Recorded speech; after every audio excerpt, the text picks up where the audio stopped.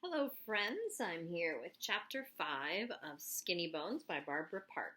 This chapter is called Has Anyone Seen My Velvet Pillow? TJ Stoner brags about his baseball team more than any kid I've ever known in my whole life. So what if his team hasn't lost a game all year? It doesn't mean they won just because of him.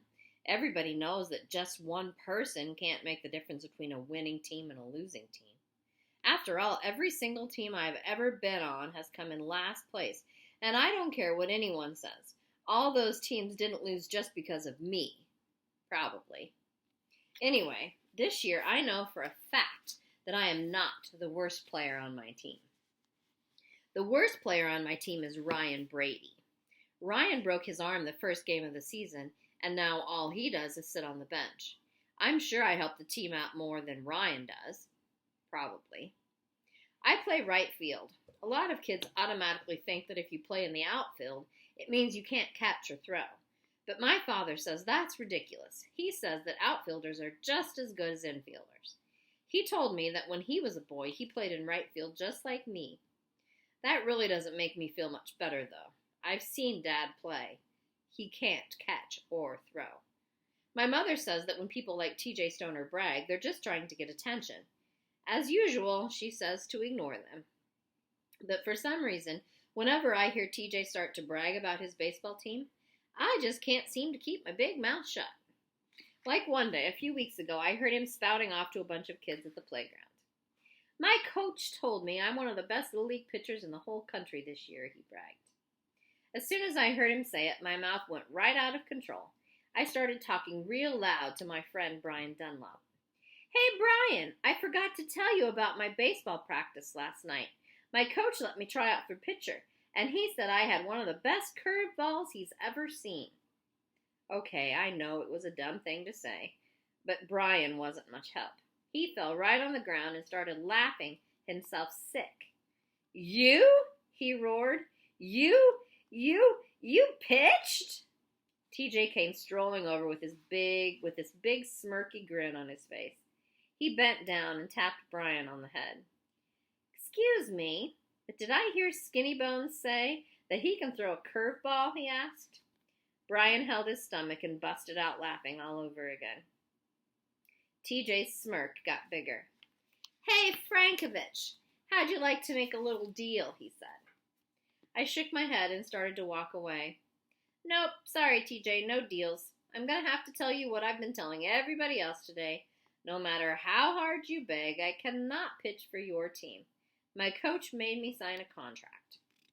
Brian let out another wild hoot of laughter. Apparently the idea of me pitching was a lot more amusing than I thought. It's not like I've never tried it before. Just last week I practiced pitching with my dad. It didn't actually work out that good, though. Most of the balls I threw didn't make it to the plate. The one that did beamed my father on the head. What kind of stupid pitch do you call that? Dad yelled. That would be my beanball, I yelled back. We packed up our stuff right then and went home. I'm not kidding. The man cannot take a joke. Anyway, TJ kept on bugging me and bugging me. Come on, Alex, he pleaded. Just listen to my deal. What do you have to lose? By this time, a bunch of kids had started to gather. Okay, fine. Tell me your deal, TJ. But make it snappy. It's almost time for Brian to massage my pitching arm. Brian went off in another fit of hysterics. All right, here it is, said TJ. Since both of us are such good pitchers, why don't we have a contest after school to see who's the best? We'll even get a couple of kids to be the official umpires. What do you say, Alex? That'll be fun, don't you think? Oh, geez, what a mess. If I said no, everyone would know I was a liar.